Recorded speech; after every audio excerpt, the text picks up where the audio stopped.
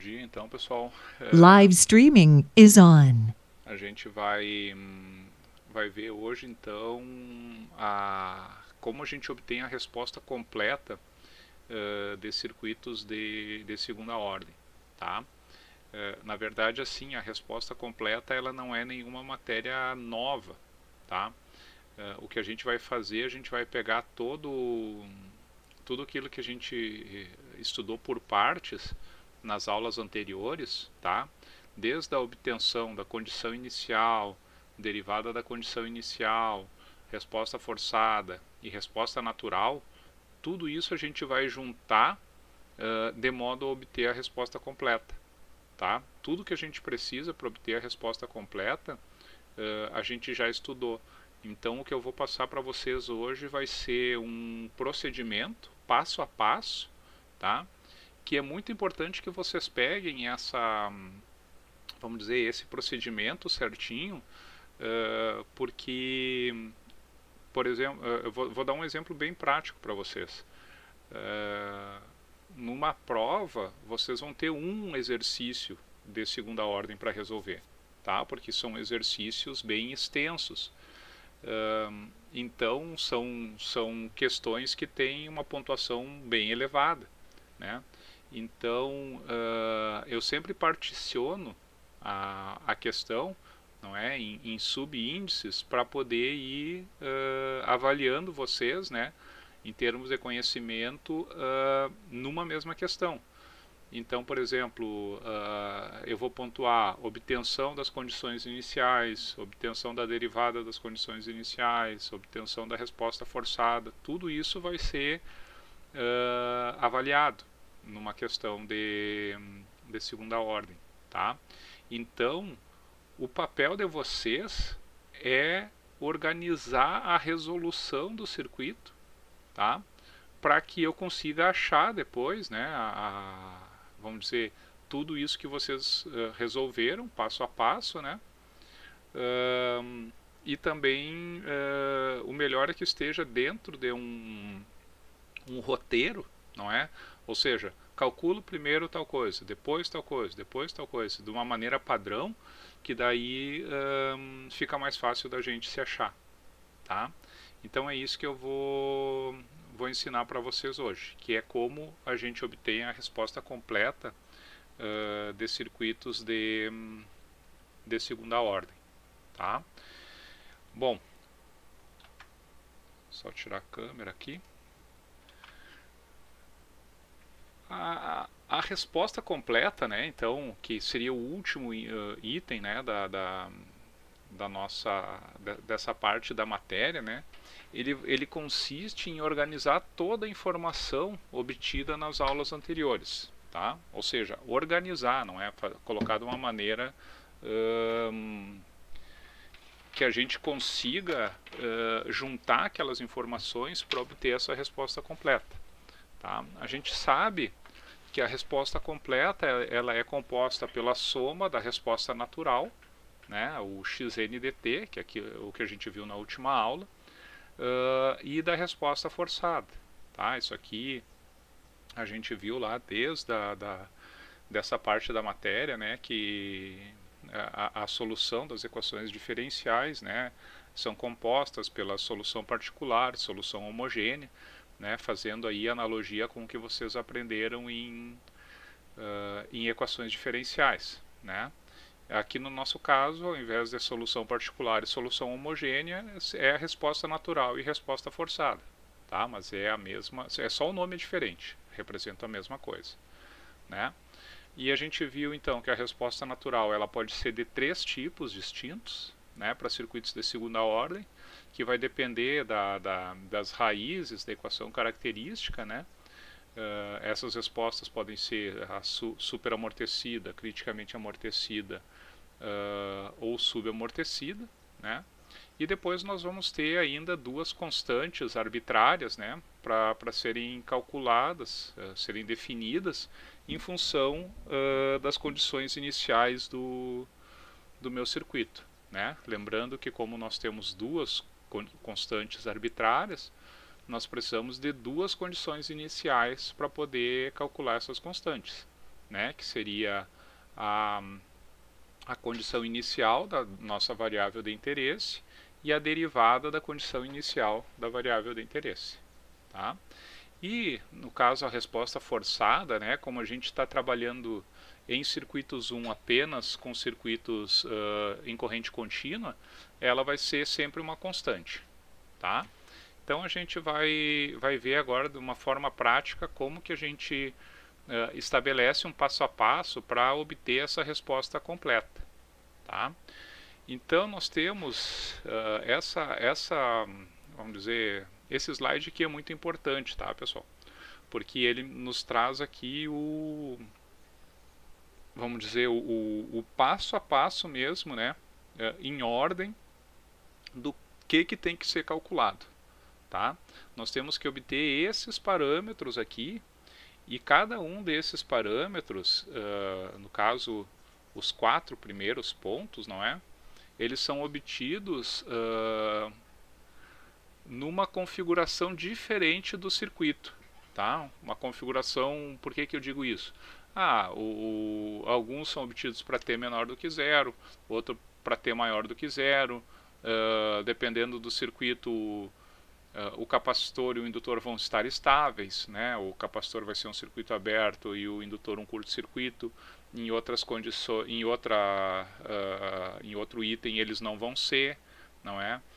Para a gente calcular a resposta natural, a gente tem que eliminar as fontes independentes, né? Para os outros pontos não, tá? Então é muita informação, né, pessoal? A gente não, como é que eu vou dizer? Por mais que eu tenha explicado direitinho para vocês, né, o que é cada um desses itens aqui,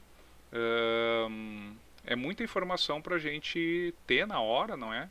E qualquer, vamos dizer, confusão que a gente fizer pode levar a um erro na resolução do circuito. Tá? Então o que eu fiz aqui? Eu vou, nos próximos slides, né, eu vou detalhar exatamente as condições que tem que estar o circuito para obter esses parâmetros. Tá? Então, nós vamos começar aqui, não é, obtendo as condições iniciais do circuito. Não é? Lembrem que é sempre corrente no indutor e tensão no capacitor. Depois a gente vai obter as derivadas das condições iniciais, não é? Que seria a derivada da corrente no indutor, né, que é a tensão no indutor sobre L, e a derivada da tensão no capacitor é a corrente do capacitor sobre C. Tá? Depois vamos obter a resposta forçada, a resposta natural, e o último ponto, que seria a resposta completa, né, eu falei que os 4 primeiros são para, vamos dizer, uma topologia diferente do circuito, né? Ou seja, um desenho diferente do circuito. O quinto ponto aqui, que é a resposta completa, ele é puramente matemático. Tá? Ou seja, eu vou, a partir lá das 4 informações obtidas acima, eu vou obter a resposta completa. Tá? Então, pessoal, uma coisa que eu peço para vocês aí, né, é que qualquer dúvida que vocês tiverem em qualquer um desses pontos aqui, tá? Que vocês interrompam aí e perguntem, tá? É muito importante que vocês entendam bem a dinâmica, né, dessa resolução, certo? Então, como eu falei agora, nos próximos slides vão estar detalhados, né, cada um desses pontos aqui. Tá? Começando então pela condição inicial. Tá? A gente sempre vai começar obtendo as condições iniciais do circuito. Tá? Então, antes de começar a solução, né, de qualquer circuito de segunda ordem, a gente primeiro tem que definir os sentidos das correntes e as polaridades da tensão no indutor e no capacitor. Tá? Ou seja, se no circuito que vocês estão resolvendo não estiver definido esses parâmetros, né, não tiver mostrado para vocês onde que é o mais da tensão no capacitor e qual é o sentido da corrente no indutor, vocês vão ter que estabelecer isso para poder começar a resolver. Tá? Que é justamente para não ter confusão depois na hora, né, de estar resolvendo considerar se vocês, em um desses passos que eu coloquei, vocês considerarem uma corrente num sentido e o outro passo se confundir e colocar a corrente para o outro sentido, já vai estar errado o exercício. Tá? Outro ponto importante é o seguinte: geralmente vocês vão ter, vamos dizer, se aparecer para vocês as variáveis, não é? Vai aparecer a tensão no capacitor, né, a polaridade da tensão no capacitor e a corrente no indutor, né, o sentido da corrente no indutor. Então vocês têm que respeitar a convenção do elemento passivo, tá? Ou seja, vocês têm que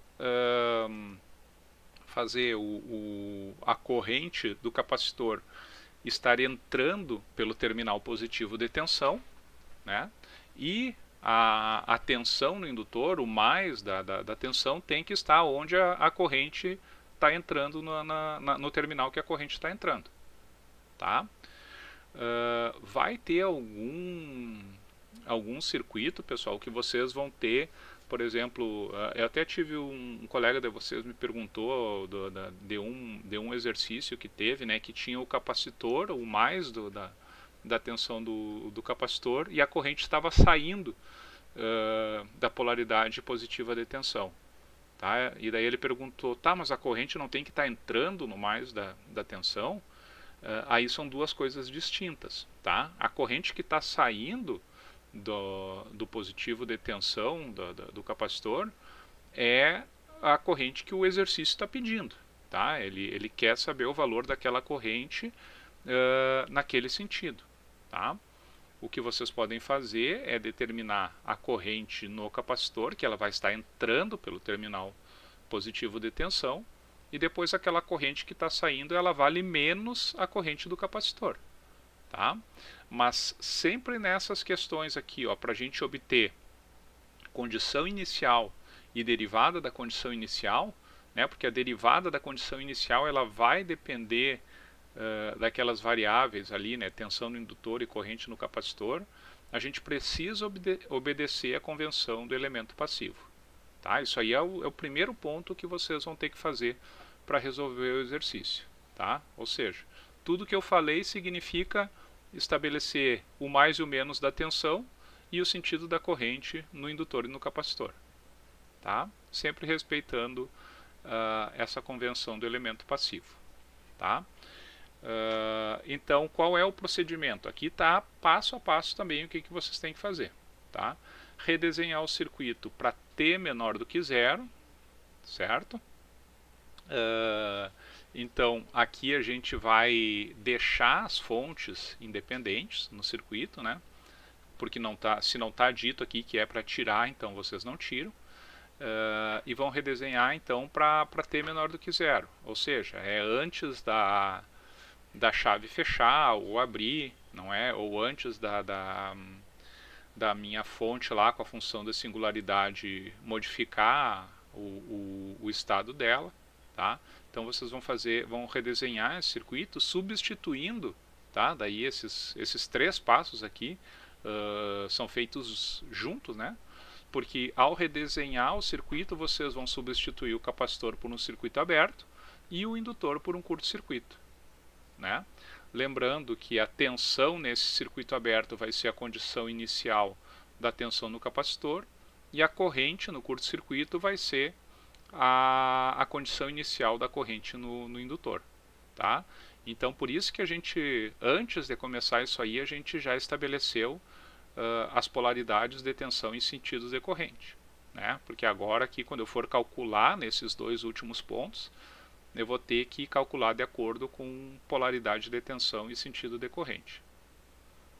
Tá, pessoal? Então isso aqui é coisa que a gente já fez, né? Já fez nas aulas anteriores. Eu só estou juntando aqui em um slide, deixando todo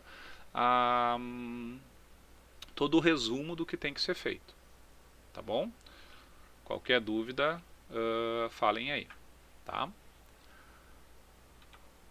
Próximo ponto, pessoal, são as derivadas das condições iniciais. Tá? Então, lembrando, né, que a análise desse parâmetro ela é realizada em t igual a 0 mais. né? Ou seja, no instante logo após a mudança do estado do circuito em t igual a zero. Tá? Ou seja, eu vou considerar que é o instante logo depois que a chave fechou, ou que a chave abriu, não é? Ou que a minha função de singularidade modificou o estado dela. Tá? Então, é imperativo considerar, né, que a corrente no indutor em 0+ é igual à corrente no indutor em 0-. Tá? Por isso que a gente calcula a condição inicial para t menor do que zero. Porque a gente sabe que não muda instantaneamente corrente no indutor e tensão do capacitor. Né? O efeito mula, aquele que eu expliquei para vocês.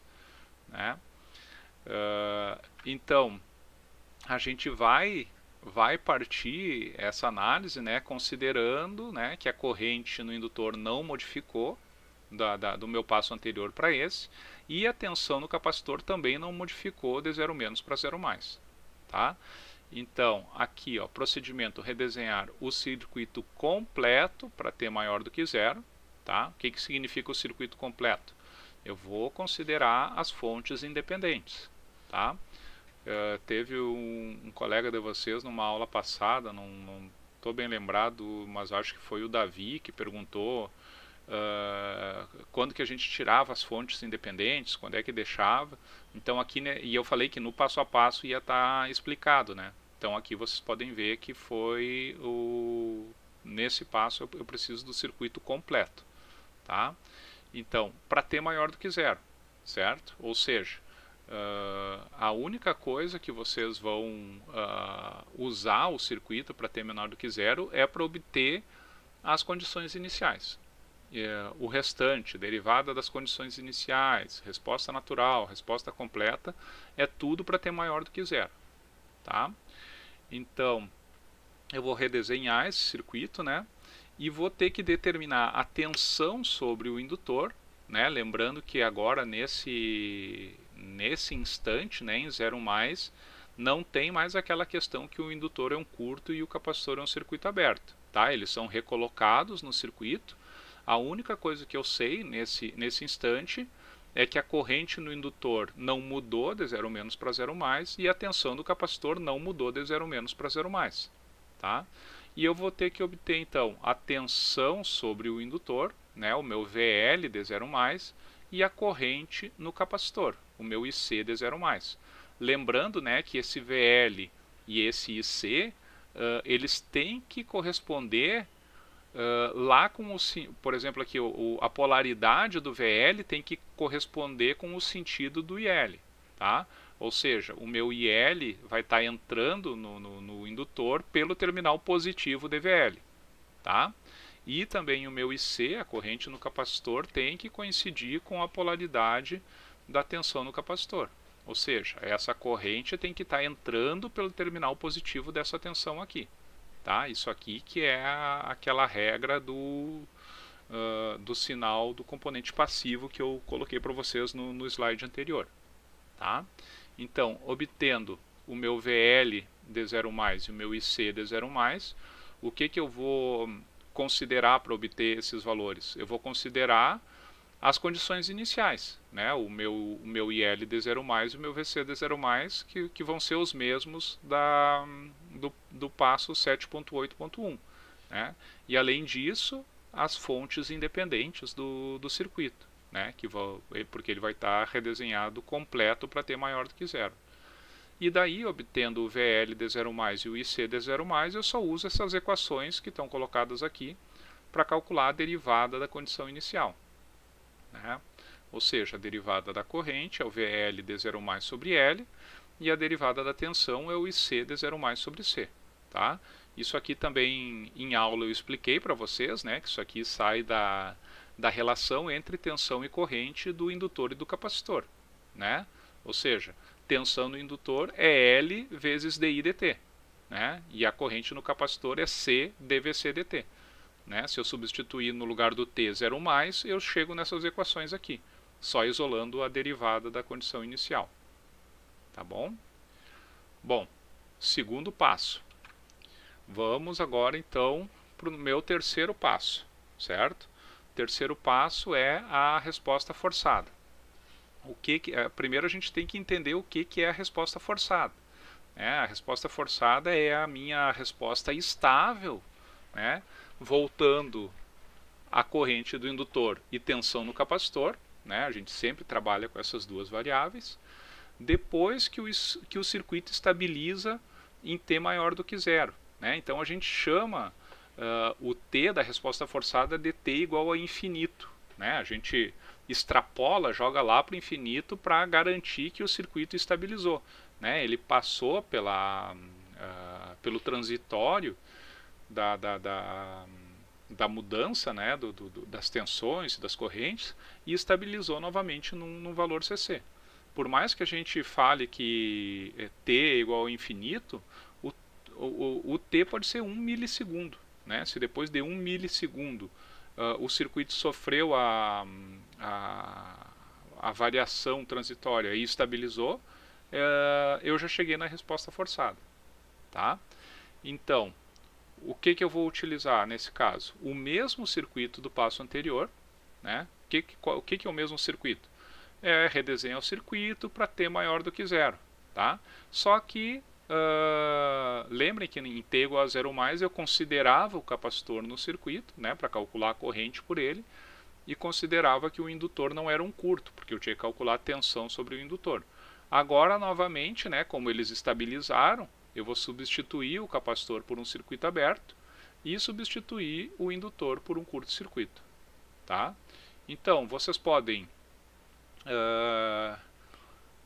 utilizar o mesmo circuito que vocês redesenharam no passo anterior, se vocês não se perderem. Né? Se vocês acharem assim, eu fico meio perdido, meio confuso, né? Muita riscaria ali no circuito. Então redesenha de novo, né?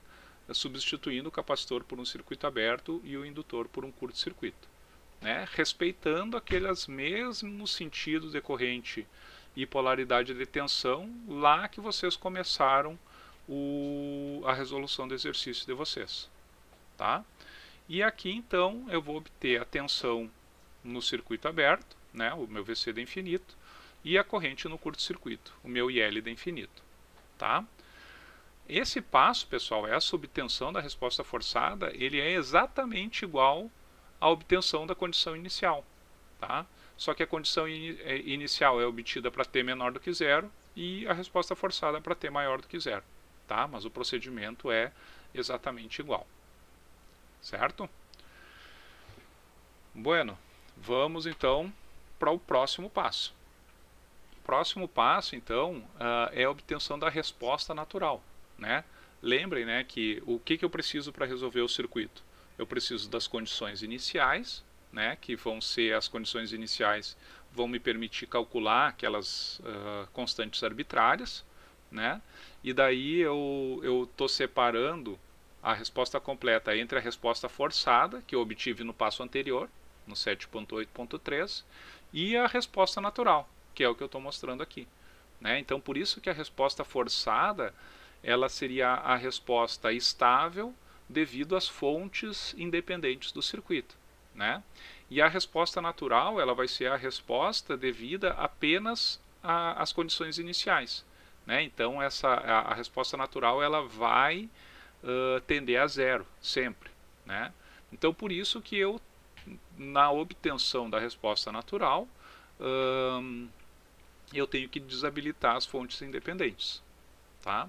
Então, qual é o procedimento para obter a resposta natural?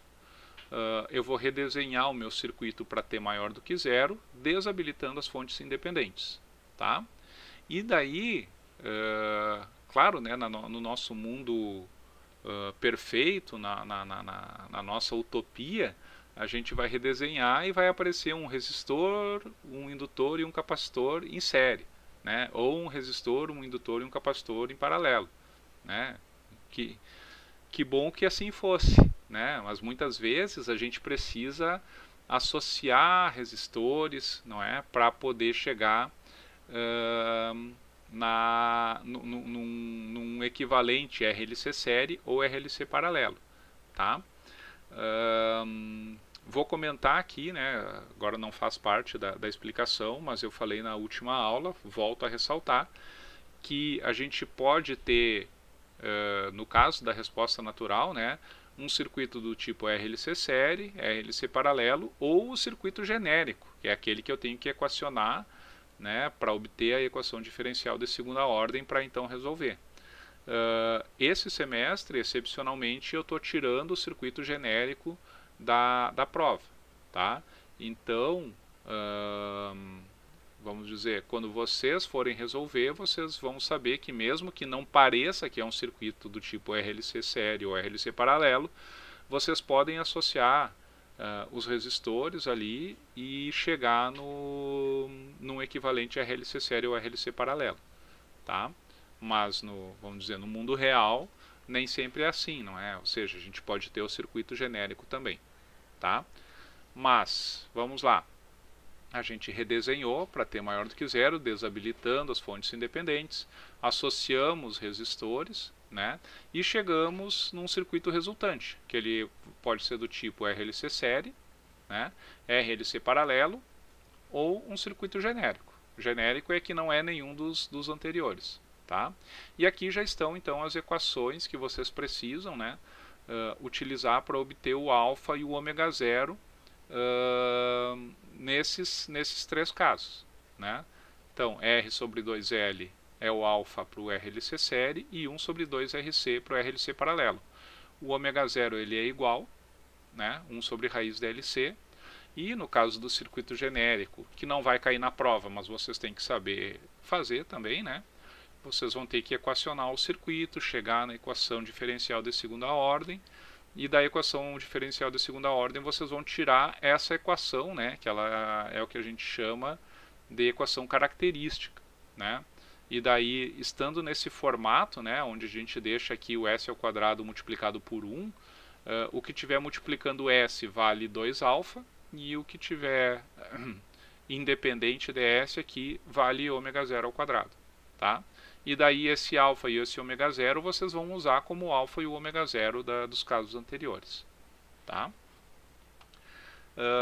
Então, uma vez que a gente obtém o valor do alfa e do ômega zero, a gente vai ter que verificar em qual caso que vão se enquadrar as raízes da equação característica. Né? A gente vai ter o caso superamortecido, né? Quando o meu alfa for maior que o meu ômega zero. Tá? Então, nesse caso, a minha resposta natural tem esse formato, né? A1 e na S1T mais A2 e na S2T. E aqui já está a equação do S1 e S2 para vocês. Tá? Então, está tudo bem organizadinho aqui para vocês não precisar ir para outros slides para procurar. Tá? Vocês podem ter só os slides dessa aula aqui, vocês vão ter todas as equações que vocês precisam para resolver qualquer circuito de segunda ordem. Tá? Vocês podem ver que tudo depende do valor do alfa e do ômega zero. Né? E aqui os valores de S1 e S2 se baseiam nos valores do alfa e do ômega zero também. Né? Eu vou ter, como eu falei, eu tenho três casos. Esse aqui é para alfa maior que ômega zero. Se o meu alfa for igual ao ômega zero, eu tenho que a minha resposta natural ela é dada por ena menos alfa t, né, que multiplica um polinômio de primeiro grau, né, A1t mais A2. Tá? Essa aqui seria a resposta natural do caso criticamente amortecido. E no caso subamortecido, né, quando o meu alfa é menor do que o meu ômega zero, então eu tenho uma resposta aqui, eu tenho um ena menos alfa t, né, que é uma exponencial decrescente, que multiplica aqui um termo oscilatório, né, que é um B1 cosseno de ômega dt mais B2 seno de ômega dt. Tá? Lembrando, né, que o ômega d é raiz de ômega zero ao quadrado menos alfa ao quadrado. Tá? Então, como eu falei, está tudo aqui nos slides, tá, as equações que vocês precisam. Né? Mais uma vez aqui, vocês só precisam ali dos valores do alfa e do ômega zero, né? Daí vocês determinam o ômega d, substitui aqui o ômega d na equação e o alfa aqui, né? Daí só vai faltar o B1 e o B2, que é o que a gente vai achar lá no último passo. Tá certo? Deixa eu ver aqui, acho que eu fiquei na frente aqui, mas vocês conhecem essa equação, né? Do ômega d. Bom, Agora, então, né, a gente chega no nosso último passo, né, que é a obtenção da resposta completa, né? Então, a resposta completa, ela representa o comportamento daquela variável, né, seja da tensão no capacitor, da corrente no indutor, para qualquer valor dt, né? Ou seja, é uma equação em que eu posso substituir, por exemplo, t igual a zero. Se eu substituir t igual a zero na resposta completa, eu tenho que obter a condição inicial, né? Se eu substituir t igual a infinito na minha resposta completa, eu tenho que obter a resposta forçada, né? E qualquer valor que eu tenho intermediário entre a condição inicial e a resposta forçada, eu vou substituir t igual a 1, t igual a 2, t igual a 3, e vou achando o valor daquela variável para cada instante de tempo. Tá certo? Então, qual é o procedimento? Como eu falei, né, esse é um procedimento puramente matemático, né, ou seja, eu não preciso redesenhar circuito nenhum aqui, não preciso analisar circuito nenhum, eu só vou trabalhar com as equações que eu obtive nos passos anteriores. Tá?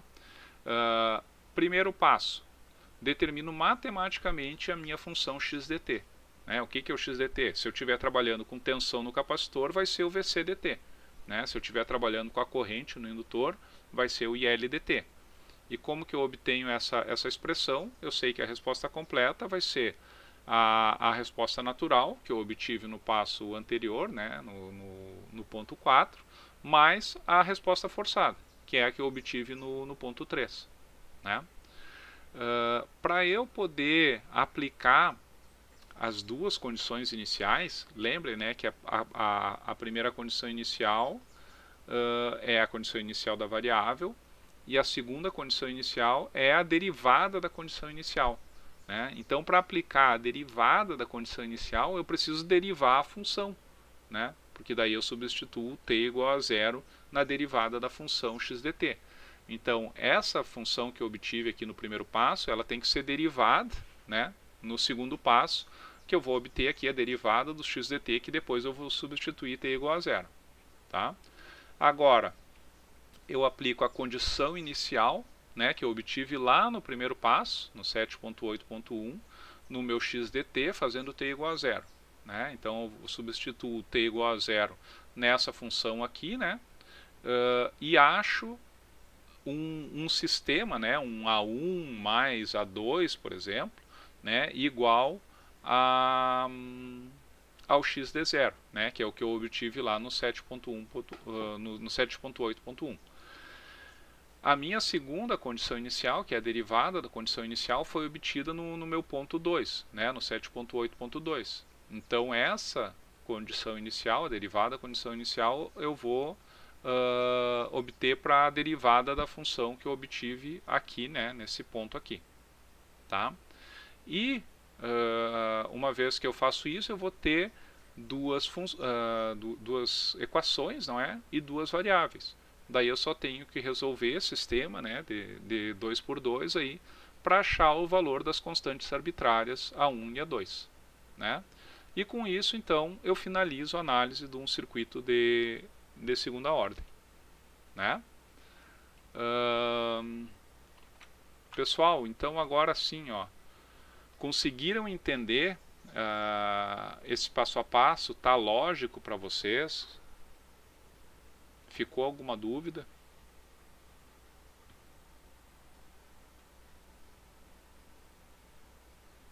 Tem alguém aí ou a minha rede caiu? Tamo aqui. Ficou claro, acho que sim, acho que tá tudo bem. Então, basicamente, na aula passada a gente já resolveu, na verdade, a resposta completa do circuito. Isso, Buriol, a gente resolveu, só que o exemplo que eu resolvi na aula passada, ele não tinha resposta forçada, tá? Porque ele não tinha nenhuma fonte independente conectada no circuito para ter maior do que zero. Tá? Então eu não tinha esse termo aqui, ó, esse meu x de infinito. Ele era igual a zero, por isso que a resposta completa era igual à resposta natural. Tá? Mas foi exatamente o que eu resolvi na aula passada, só que sem resposta forçada.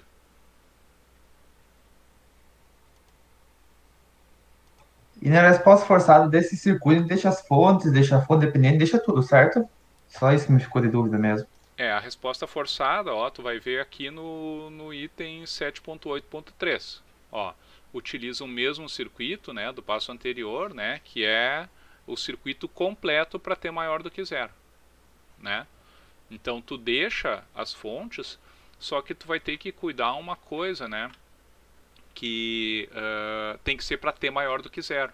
Então não é simplesmente deixar todas as fontes, né? Porque tu tem fonte que pode estar conectada no circuito só em t menor do que zero, que para t maior do que zero elas foram desconectadas, entende? Então tem que ser o circuito completo com as fontes em t maior do que zero. Né? E daí para a Certo. resposta forçada, o capacitor é um circuito aberto, o indutor é um curto, e daí calcula a tensão nesse capacitor e a corrente nesse indutor. Certinho?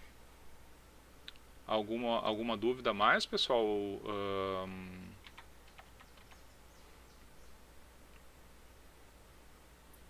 Professora, as fontes dependentes precisa desabilitar na resposta natural? Ou elas, tipo, automaticamente não influenciam?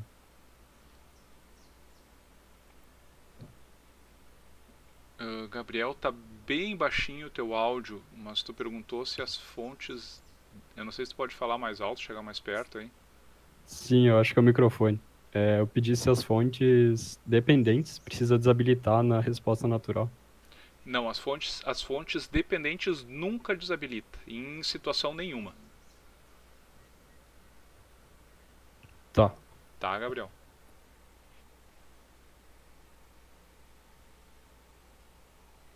Bom, então, pessoal, eu vou parar de compartilhar aqui os slides e vou compartilhar ali o quadro com vocês, tá bom?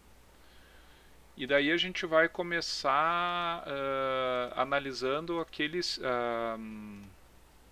o circuito aqui que o Alexandre perguntou, né? Que eu acho que é uma questão que vocês têm que entregar. Mas vocês tinham que analisar só a condição inicial, derivada da condição inicial e resposta forçada, né?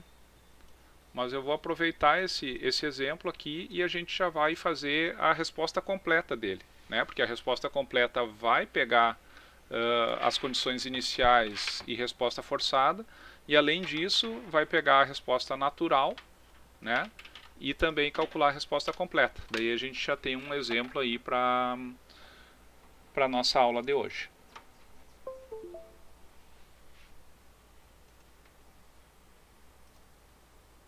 Tá, pessoal? Mas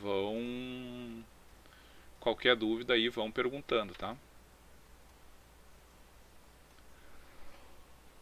Então, pessoal, uma coisa que eu gosto de fazer, eu não sei, é uma questão, como é que eu vou dizer, é uma característica de engenheiro, né? Então vocês aí são todos protótipos de engenheiro, claro que nem todo mundo é igual, mas eu sou bem, como é que eu vou dizer, quadradinho ali assim, né? A gente tem o passo a passo, a gente segue esse passo a passo sempre, que é a melhor maneira de não se perder. Então é uma coisa que eu sugiro para vocês, né? Trabalhar dessa forma, sempre seguir o mesmo procedimento. Deixa eu ver aqui, eu acho que isso aqui tem um circuito resolvido aqui, deixa eu só apagar tudo aqui.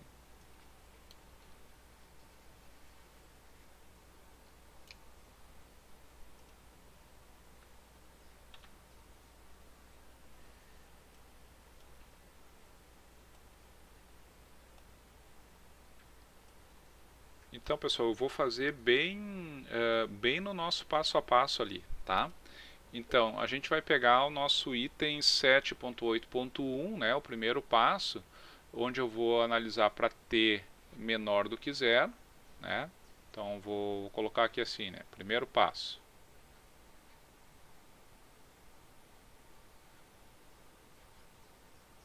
Em t menor do que zero, eu vou deixar o indutor e o capacitor como se fossem circuitos como se estivessem estáveis, né? Ou seja, o meu indutor é um curto e o capacitor é um circuito aberto, tá?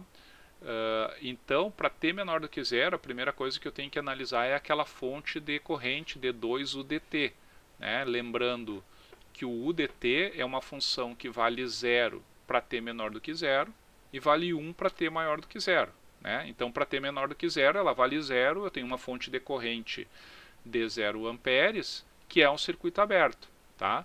Aqui tem que ter muita atenção quando for uma fonte de tensão, né? Que quando for uma fonte de tensão, é uma fonte de tensão com 0 volts, seria um curto-circuito, né? Mas aqui nesse caso é um circuito aberto. Então, olha só pessoal, aqui no circuito inicial, tá? Eu vou colocar uma coisa aqui já para vocês que eu falei que deve ser feita antes de começar a análise do circuito. Ó, eu tenho estabelecido a polaridade da tensão no capacitor. Então, eu já vou estabelecer aqui, ó, que a minha corrente no capacitor está entrando pelo terminal positivo de tensão, né? E aqui, ó, a minha tensão no indutor, o positivo da tensão é onde está entrando a corrente, certo? Então ali o primeiro passo é redesenhar para t menor do que zero, considerando o capacitor como um circuito aberto, né? Eu tenho aqui um resistor de 5 ohms e o meu indutor um curto-circuito, né? Lembrando, né, que o meu IL de zero menos, né, porque eu estou trabalhando para t menor do que zero, ele está nesse sentido.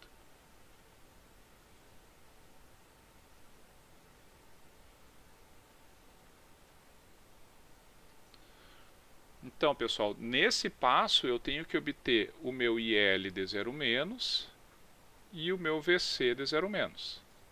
Qual é o valor do IL de zero menos, pessoal?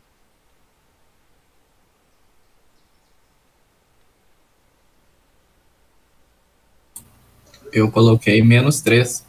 -3, perfeito.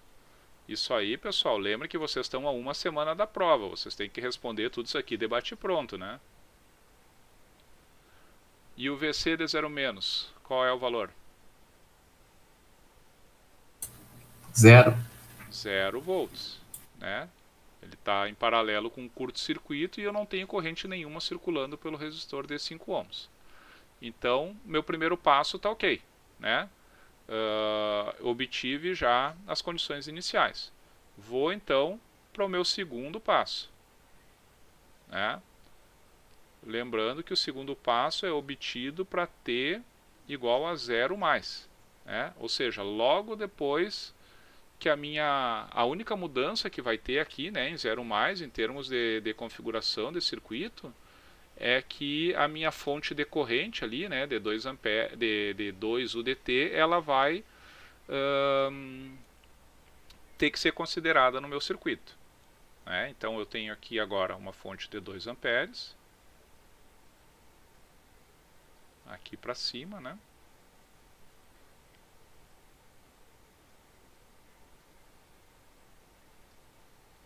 Meu capacitor, lembrem, né, que aqui o que eu preciso saber é o meu IC de 0 mais, né, e o meu VL de 0 mais. Isso aqui é o meu, vamos dizer, o meu objetivo desse passo, né? E o IC tem que ser considerado nesse sentido, né, o meu IC de 0 mais. Olhem lá para o circuito original, estou respeitando lá no circuito original qual era o sentido, né?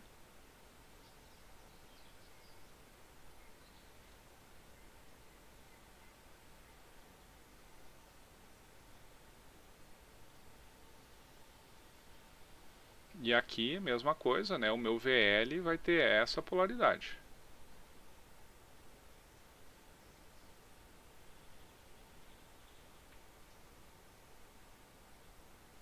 Tá, pessoal?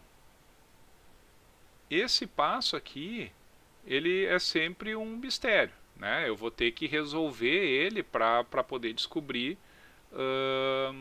os valores, né, do meu VL D0+ e do meu IC D0+. Né? Considerando, por exemplo, que a minha tensão nesse capacitor, ó,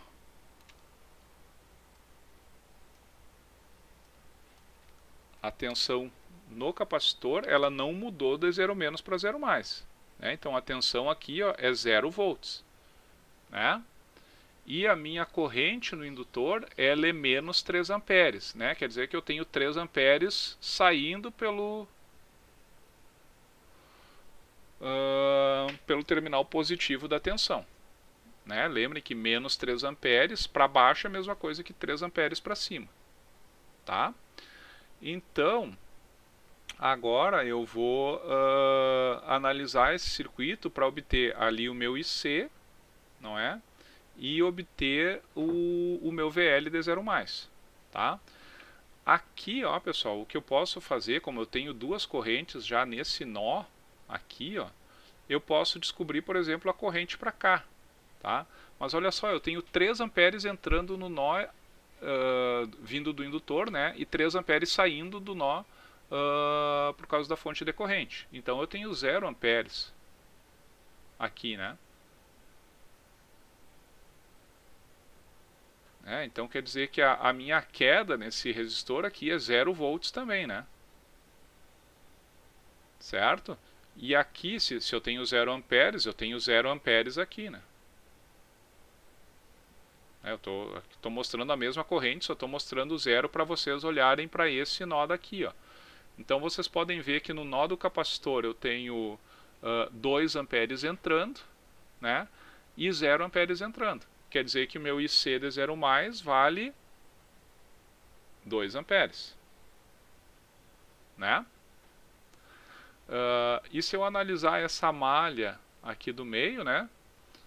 Eu posso equacionar as tensões, ó, menos 0, né, que é a tensão no capacitor, menos 0, que é a tensão no resistor, mais o meu VL D0 igual a 0. Né? Quer dizer que o meu VL D0+ é 0 volts. Tá, pessoal? Se não entenderem, por favor, perguntem. Tá? Uma vez que eu tenho ali o meu IC D0+ e o VL D0+, eu posso obter a derivada das condições iniciais. Né?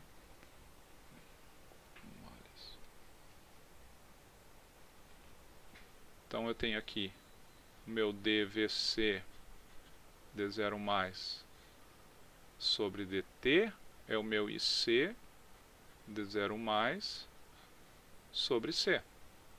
Né? Que é igual a 2 dividido por... Qual era o valor do capacitor aqui, que eu não lembro? 1/5.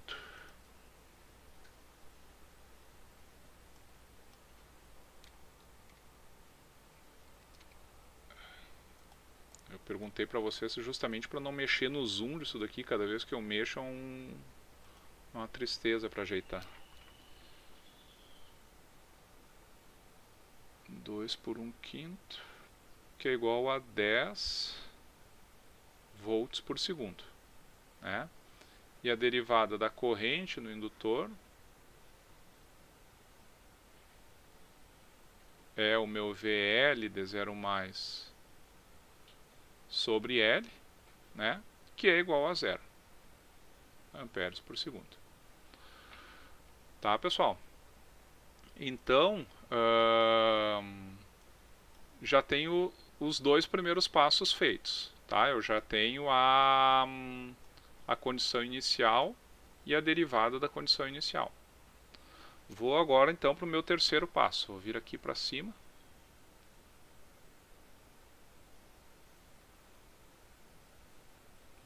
O meu terceiro passo é quando eu obtenho a resposta forçada em t igual ao infinito. Tá? Como é que eu tenho que obter essa resposta? Eu redesenho o meu circuito para t maior do que 0, né? Ou seja, eu uso o mesmo circuito do caso anterior, só que considerando agora o capacitor como um curto-circuito, digo, o capacitor como um circuito aberto e o indutor como um curto-circuito. Tá? Então aqui estaria, olha lá, ó, sempre a mesma polaridade, né? Que eu estabeleci ou que me deram lá no começo do exercício.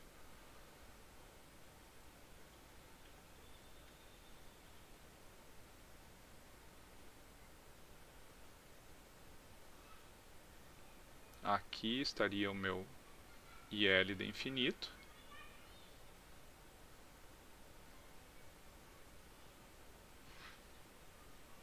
Então, pessoal, por mais que é o mesmo circuito do passo anterior, é bom vocês redesenharem, né? Porque daí fica mais fácil de analisar, né? Ali no circuito anterior, só se vocês têm uma boa experiência de resolução de circuitos para conseguir enxergar o que está acontecendo. Tá? Eu sugiro sempre redesenhar de novo aqui o circuito. Tá? Então, vocês podem ver aqui, né, que essa corrente de 2 amperes ela vai passar pelo resistor de 5 ohms, causando uma queda aqui, né, mais ou menos 10 volts. Né? Essa polaridade aqui ela é muito importante, né, desses 10 volts, que é a polaridade da nossa convenção, né, do elemento passivo. Então, se eu analisar a corrente nesse nó aqui, né, eu vou ter 2 amperes entrando, né, igual ao IL de infinito, que está saindo, né, mais 3 que está saindo. Né? Então, eu sei que o meu IL de infinito é igual a menos 1. Né? E no caso ali da tensão do capacitor, né, vocês podem ver que o capacitor ele estaria em paralelo com o resistor de 5 ohms. Né? Então o meu VC de infinito ele é igual a 10 volts. Tá, pessoal? Então vocês podem ver que tem bastante coisa para fazer, são vários passos. Só que a gente divide sempre em circuitos mais simples de serem resolvidos, né? E dessa forma simplificar os cálculos, né? Então eu já tenho as condições iniciais e a resposta forçada. Eu vou agora para o meu quarto passo, então, que ele é obtido para t maior do que zero, né? Desabilitando as fontes independentes. Né, que aqui eu vou obter a minha resposta natural. Tá? Então eu vou pegar lá o circuito para t maior do que zero, né, que a única diferença é que entra uma fonte, não tem problema, porque eu vou desabilitar ela, e eu vou redesenhar o circuito para t maior do que zero. Então vai ficar isso daqui, ó.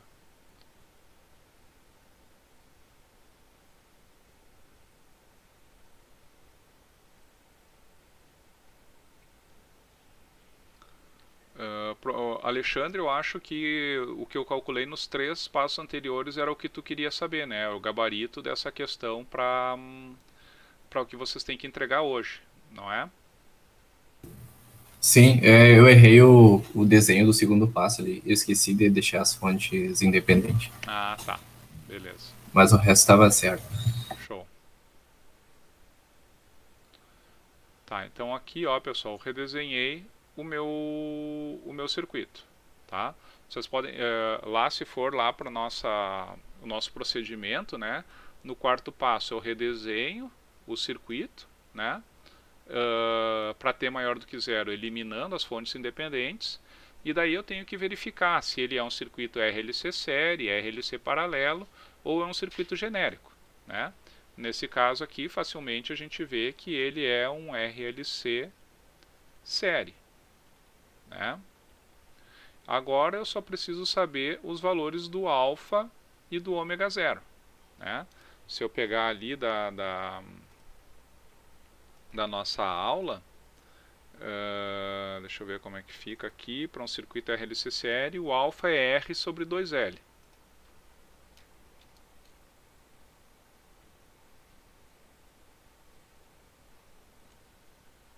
Isso aqui dá 5 quartos, né?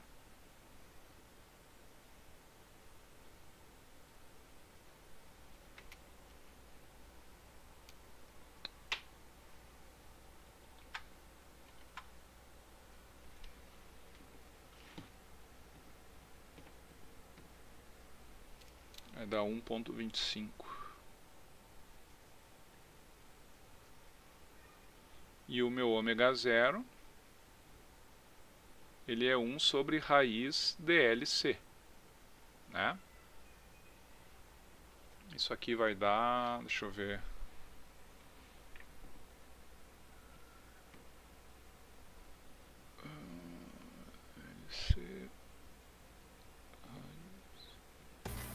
Raiz de 10 sobre 2. é 1,58, né?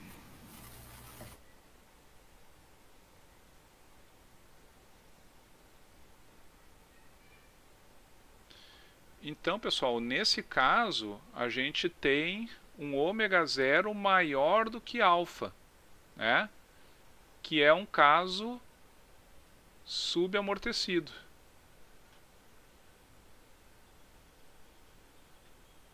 Né? No caso subamortecido, eu tenho que calcular o meu ômega D, né? Que ele é raiz de ômega zero ao quadrado menos alfa ao quadrado, né? Tá? Tudo isso aí está ali no procedimento de vocês, tá, pessoal? Então, ômega zero ao quadrado é 2,5, daí 1,25 ao quadrado menos raiz 0,97 aqui arredondando, né? Acharam isso aí, pessoal? Estão me ajudando aí?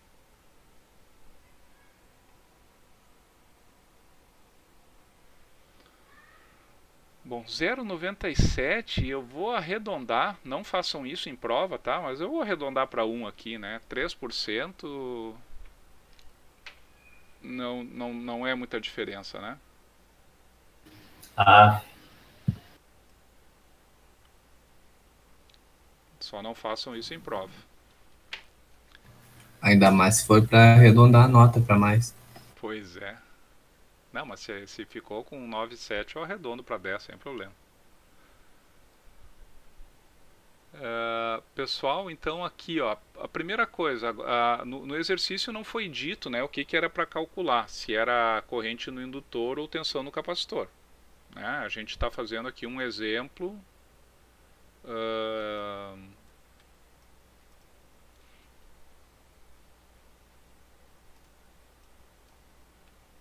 Vamos ver aqui o que a gente pode calcular. Tanto faz, né? Mas, por exemplo, se a gente tem um circuito RLC do tipo série, né? Não, mas aqui também não vai adiantar, porque é um circuito que tem fonte em T maior do que zero, então não tem como a gente obter, por exemplo, a corrente no indutor fazendo só a derivada da tensão no capacitor. Então vamos trabalhar aqui com tensão no capacitor, tá bom? Mas tanto faz, se quiserem outro, pode ser também. Então, a tensão no capacitor, o meu VC natural dt, tá? Não esqueçam que o quarto passo ele é a resposta natural, tá? Ele vale E na menos alfa t, que multiplica, ali era B1, né? B1 cosseno de ômega d t, mais um B2 seno de ômega d t, certo? Então, a tensão no meu capacitor, a resposta natural da tensão no capacitor, ele vale E na menos 1,25 t, que multiplica B1 cosseno de t, mais B2 seno de t.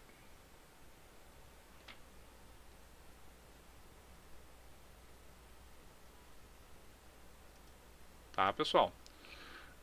Quarto passo está feito, então. Quarto passo eu só obtenho aqui a minha resposta natural. Tá? Agora eu vou aqui, mais para a direita ainda, fazer o quinto passo. Tá? O que é o quinto passo, então? É a minha resposta completa.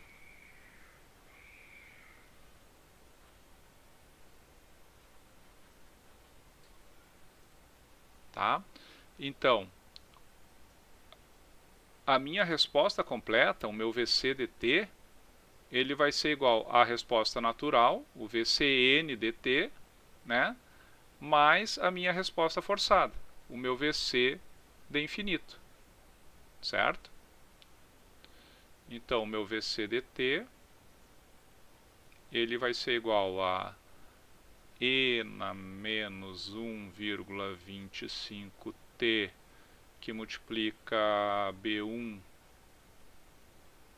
cosseno dt mais o meu B2 seno dt, né? Isso aqui é a resposta natural, mais a minha resposta forçada, que é 10. Né? Live streaming has stopped. Da onde que sai o 10, pessoal? O 10 sai aqui do meu terceiro passo, né? Onde eu calculei o meu VC do infinito. Né? Agora, o que eu preciso fazer? Os últimos passos, então, que eu preciso é calcular o valor do B1 e do B2, né? Que são as constantes arbitrárias, que são a última coisa que eu calculo na resposta completa. Né? Vocês têm que cuidar para não calcular B1 e B2 usando a resposta natural. Né? Foi o que foi feito na última aula, só que no exercício da última aula não tinha resposta forçada. Agora nós temos. Né? Então, por isso que a gente tem que cuidar. Quando tem resposta forçada, as constantes arbitrárias são calculadas na resposta completa. Tá bom? Então, para eu aplicar as condições iniciais, eu vou ter que derivar o meu VC-DT, né? Então, eu vou ter que derivar essa função. Aí eu vou pedir ajuda aos universitários, né? Porque o velhinho aqui faz tempo que derivou seno e cosseno aqui, nem lembro mais, né? Mas eu vou começar derivando exponencial, que aí eu fico grandão. Derivar exponencial é comigo mesmo. Né? Menos 1,25 e na menos 1,25t, né? Que multiplica B1 cosseno dt mais B2 seno dt. Né? A derivada ali do 10 é 0. Tá? Mas aqui eu estou derivando um produto. Então eu fiz a derivada do primeiro vezes o segundo, agora mais o primeiro vezes a derivada do segundo. Né? Então e na menos 1,25t, né? Que multiplica B1.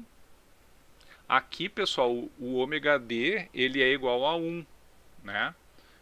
Então não vai nos dar complicação, mas lembre que quando eu derivar cosseno de ômega dt, o ômega d tem que ir multiplicando, né? Agora o que eu nunca lembro, a derivada do cosseno é seno ou é menos seno? Qual que é a negativa mesmo? Menos seno. Menos seno. Tá, tô indo por ti, hein, Burial? Se der erro, a culpa é tua. Menos B1 seno dt, né? Daí aqui mais B2, né? Se aquela ali era menos seno, essa aqui deve ser cosseno, né?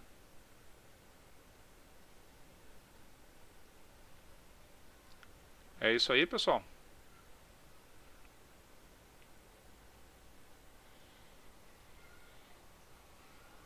Isso mesmo. Tá, então agora eu vou ter que aplicar as condições iniciais, né? Ou seja, o meu VC de 0, eu vou ter que substituir 0 lá na minha resposta completa, nessa aqui, né? Então eu vou substituir t igual a 0 ali. Então eu tenho e elevado na 0, que é 1, né? Que multiplica B1 cosseno de 0, que fica B1, né? Cosseno de 0 é 1, então eu tenho aqui B1, mais B2 seno de 0, que é 0, né? Mais 10.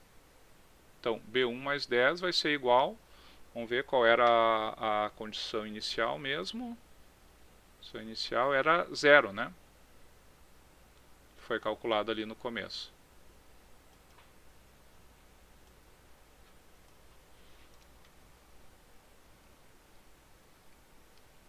Então daqui eu tiro que o meu B1 é igual a menos 10.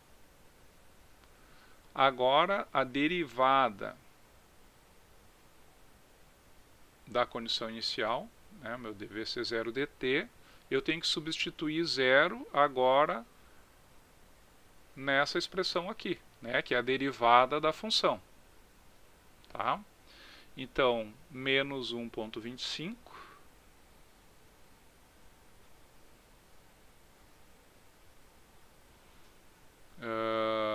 que multiplica B1 cosseno D0, que é 1, mais B2 seno D0, que é 0. Então, 1 menos 1,25 B1.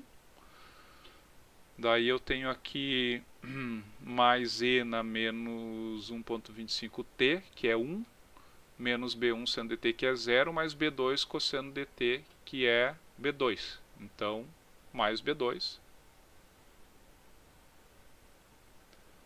vai ser igual. Agora eu vou ter que ver ali qual era a derivada da condição inicial da tensão no capacitor que eu obtive aqui no meu passo 2. 10 volts por segundo. Né?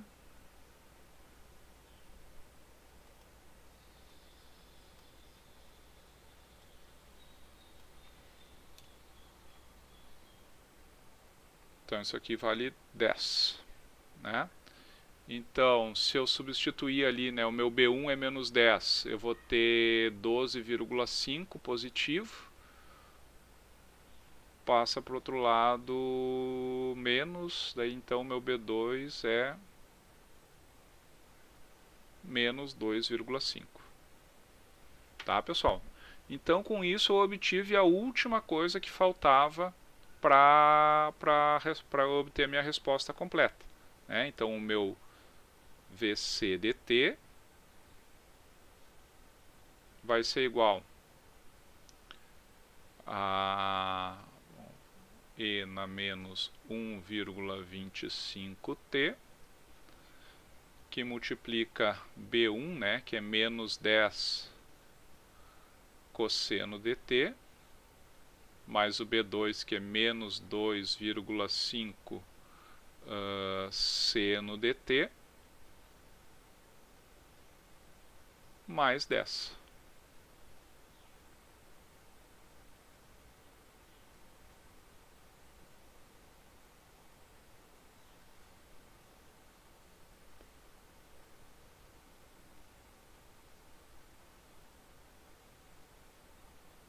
Aí, ó, bem coloridinho para vocês.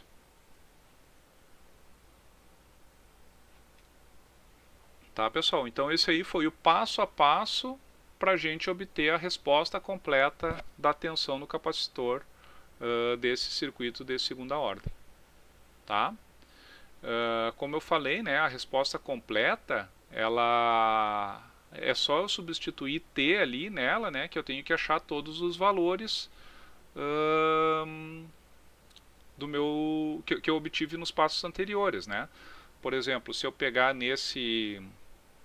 nessa equação aqui, né, substituir t igual a 0, né, eu vou ter ali um VC de 0, que vai ser igual a E elevado na 0, que é 1, né, menos 10 cosseno dt, que é menos 10, menos 2,5 seno dt, que é 0, então eu vou ter menos 10 mais 10, então meu VC de 0 é 0. Né? Se eu substituir t igual a infinito naquela equação, eu vou achar o meu VC de infinito. Né? O E na menos infinito tende a 0, então todo esse termo oscilatório aí vai ser 0, mais 10, né? Que é uma constante, então meu VC de infinito é 10 volts. Né? Vocês podem ver ali que, né, que coincide com a resposta forçada que eu calculei e com a condição inicial que eu calculei também.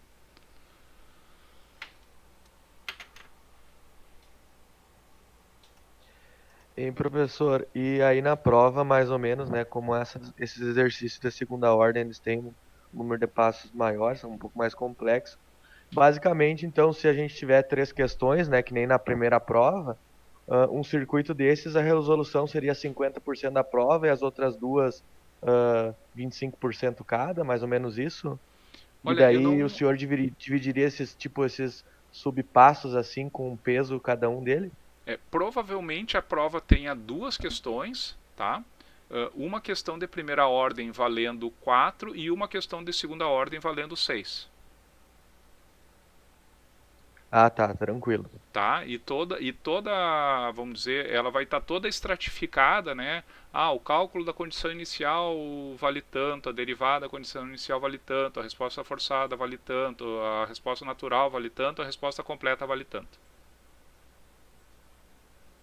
Deixar bem discriminado, no caso, né? Para facilitar minha correção também. O senhor vai fazer aquele trabalho de simulação também dessa vez, ou vai ser só a nota assim, tipo, da P2, né? Vai ser a prova e o que a gente está entregando das aulas? Olha, deixa eu ver quando é que termina o semestre. Ele termina dia 13, né? Eu posso fazer se for vamos dizer, de interesse da maioria, eu posso fazer da mesma forma que foi a primeira nota, né?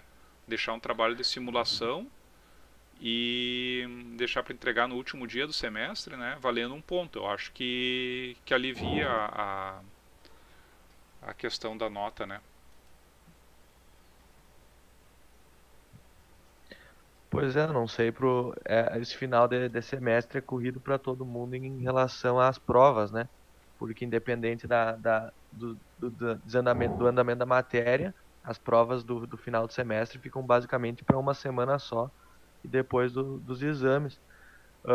Se o exercício a gente fazendo o exercício de simulação antes do senhor conseguir mandar a correção, talvez fique tranquilo, né?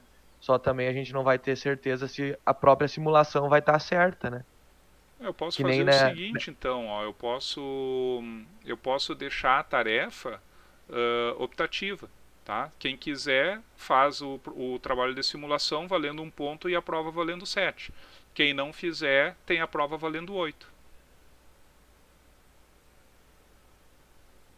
Certo, senhor. Acho que é melhor que daí dá pra gente gerenciar o tempo, né? Se vai dar tempo de fazer o trabalho ou não também. Eu deixo opcional porque daí fica tranquilo para todo mundo, né? Professor, Diga, Vitor. só uma pergunta em relação ao conteúdo ali. Se eu quisesse achar o IC, é igual ao de primeira ordem, né? Só de pegar a derivada da tensão pelo tempo e multiplicar pela capacitância. É normal, né? Isso aí. Tá, beleza. Obrigado. De nada. Tá, pessoal? Então agora o que vocês têm que fazer é resolver exercício, tá?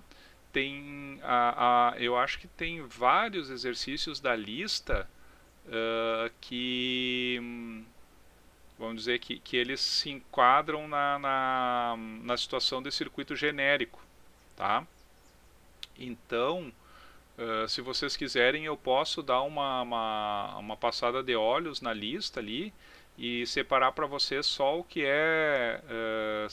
Bom, se bem que isso aí vocês podem fazer, né? Vocês vão olhar o exercício e conseguem verificar se ele é genérico ou RLC série e RLC paralelo, né? Mas devido ao pouco tempo, né, e a carga de provas e trabalhos que vocês têm agora, né, nesse final de semestre, né, eu sugiro focar só nos exercícios RLC série e RLC paralelo, né, que é o que vai cair na prova.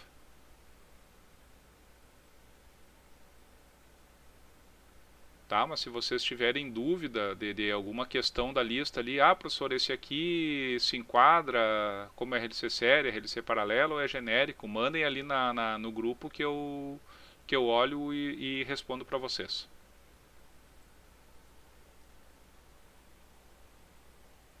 Professor, segunda-feira aula de dúvida, né?